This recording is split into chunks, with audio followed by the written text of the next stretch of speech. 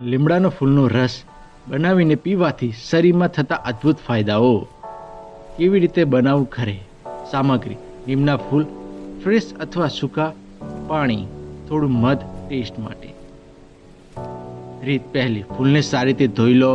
બીજું, પાણીમાં ઉકાળો 5 થી 10 મિનિટ. ત્રીજું, ઠંડુ થયા પછી ગાળી લો. ચોથું, થોડું મધ ઉમેરો, ઓપ્શનલ. પાંચમું, તૈયાર.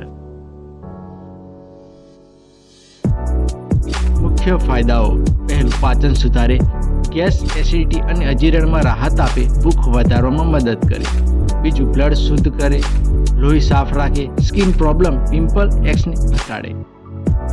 ત્રીજું, સુગર કંટ્રોલમાં મદદ, ડાયાબિટીસમાં થોડા ફાયદાઓ આપી શકે.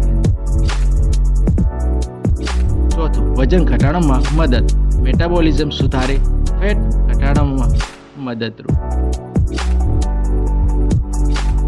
પાંચમું, ત્વચા માટે ખાસ ફાયદાઓ, એલર્જી, ખંજવાળ, દાંતમાં રાહત, સ્કિનને અંદરથી સાફ કરે.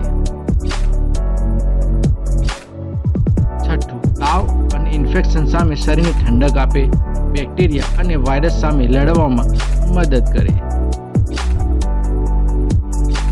આઠમું, ઇમ્યુનિટી વધારે, શરીરની રોગપ્રતિકારક શક્તિ મજબૂત કરે, સિઝનલ બીમારીઓથી બચાવે.